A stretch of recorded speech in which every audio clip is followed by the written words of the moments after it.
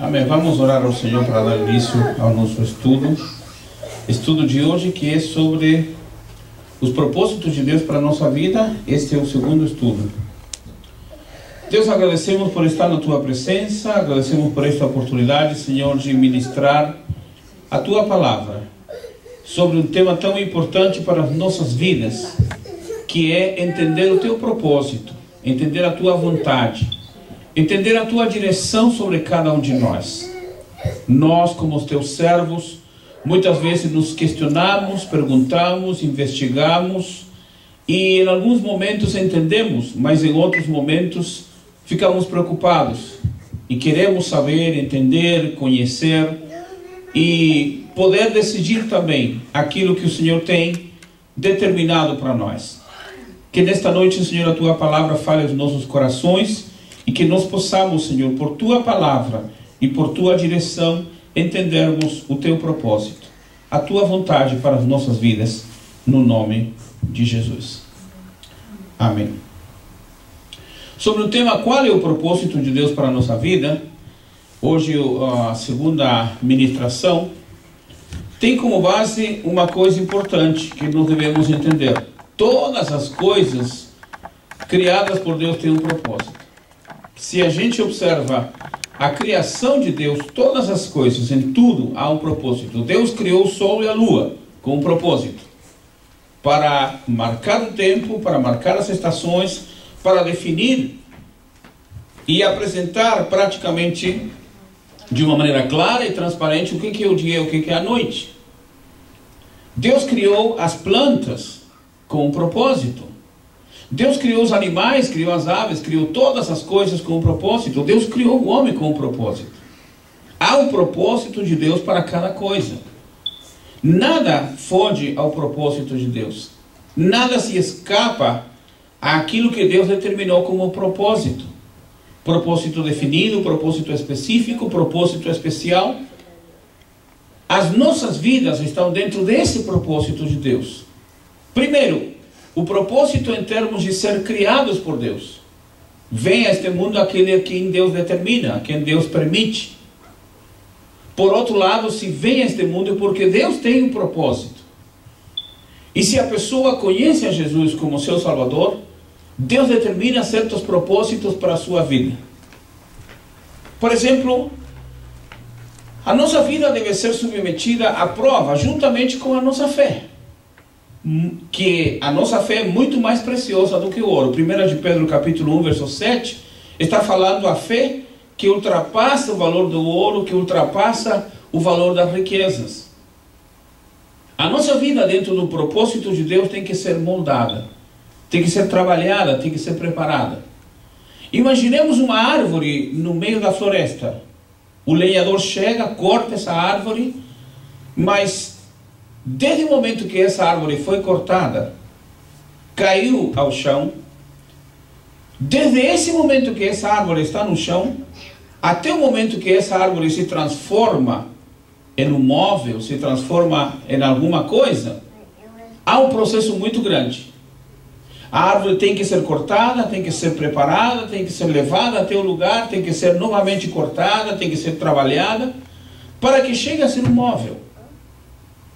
Quando Deus salva a nossa vida, quando Deus chama cada um de nós, Deus tem um propósito definido, um projeto certo, algo para realizar em nossas vidas. E não só algo para realizar dentro de nós, mas algo para fazer através de nós. Então, a partir desse propósito, Deus começa a trabalhar conosco. E devemos ser trabalhados pelo Senhor. Por quê?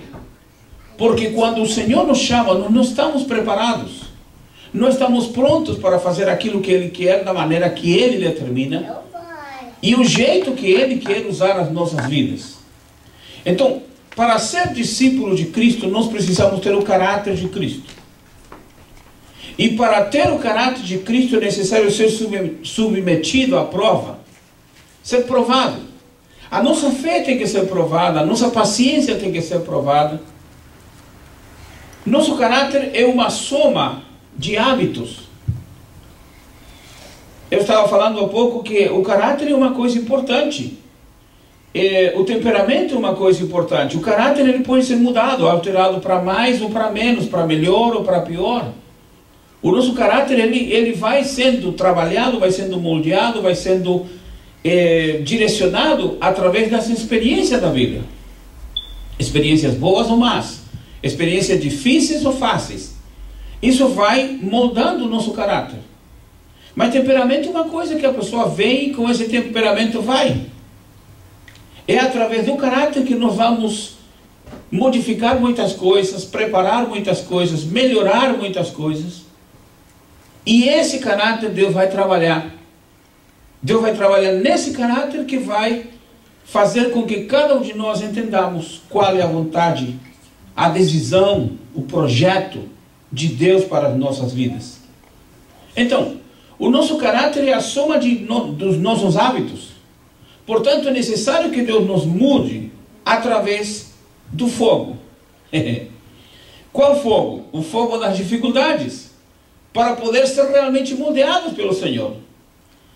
Temos que ser colocados na forma do Senhor, no projeto de Deus para a nossa vida. E o que Deus usa para trabalhar em cada um de nós?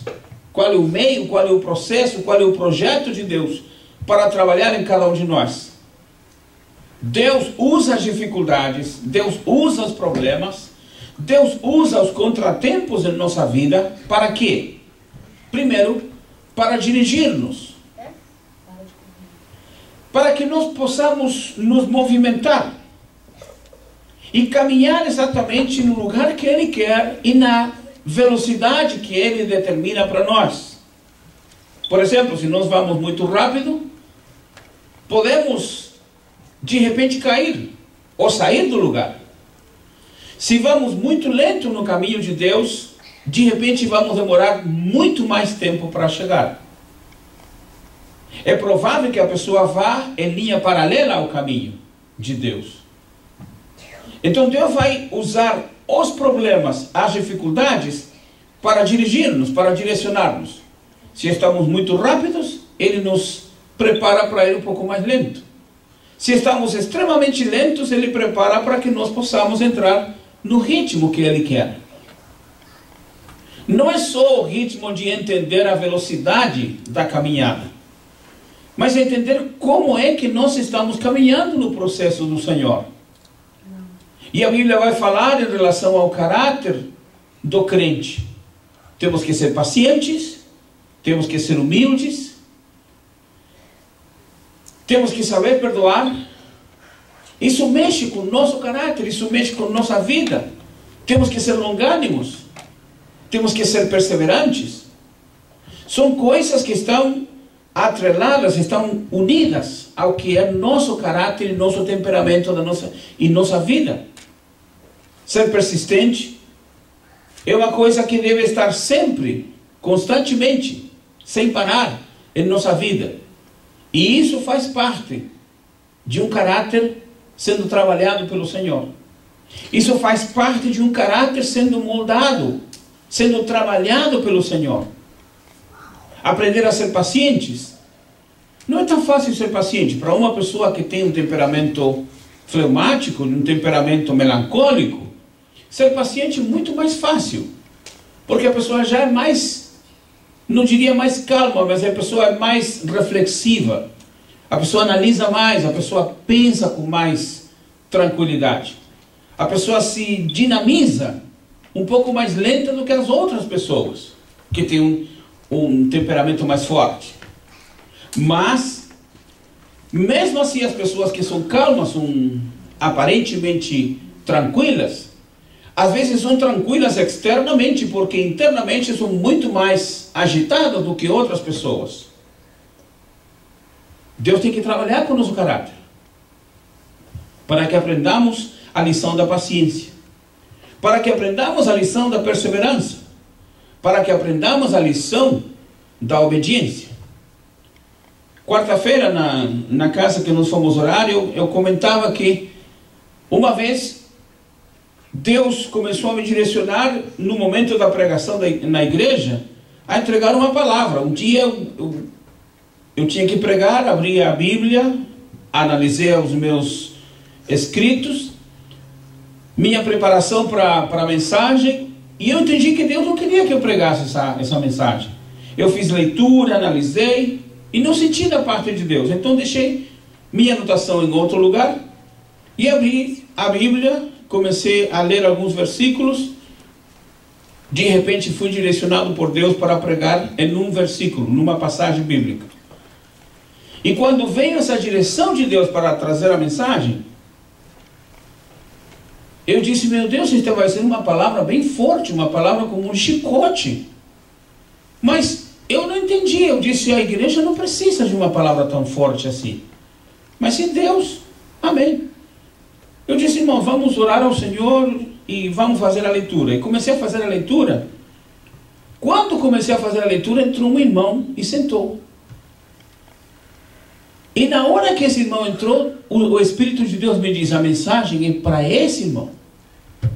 Mas foi uma mensagem tão forte, uma palavra tão dura, tão direta. Passou a primeira vez. Uma segunda vez o irmão tinha que pregar. E faltando 15 minutos para começar o culto, telefonaram para a igreja, dizendo, pastor, o carro do irmão quebrou, ele está muito longe daqui, não vai dar para chegar no culto, ele não vai poder pregar, então o senhor poderia escalar uma outra pessoa para pregar? Eu falei, tudo bem, não tem problema. Eu fiquei olhando, quem eu escalo? Fulano? Não. Cicrano? Também não. Eu comecei a ver todas as pessoas que eu pensei, nenhuma delas senti a direção de Deus para entregar a mensagem. Comecei a irmã fulano de tal, fulano, nenhuma. Mas então eu vou trazer uma palavra. Aí subi ao púlpito, peguei o microfone e falei, irmãos, vamos fazer leitura de um salmo. O irmão fulano de tal que tinha que pregar hoje não pôde vir porque o carro dele quebrou. Mas vamos observar a palavra do Senhor. Comecei a ler. Quando estou terminando de ler a última frase do salmo, Deus me direcionou para essa última frase que seria a mensagem dessa noite. E era uma palavra dura, uma palavra forte, uma palavra assim de chicote mesmo. E eu não entendi. Só que quando terminei, eu disse, irmãos, então vamos ficar de pé para orar. Aí vi que o irmão, aquele outro que tinha chegado quando no culto anterior recebeu o chicote, desta vez ele entrou quando eu estava fazendo leitura do salmo, entrou e ficou ajoelhado. E permaneceu ali, não se levantou, escutou a mensagem toda, um chicote direto. E eu disse, meu Deus, mas que palavra forte, por que essa palavra? Por que estou pregando com tanta insistência? Na quarta mensagem que aconteceu na vida dele, eu comecei a falar, irmão, Deus tem um projeto na tua vida.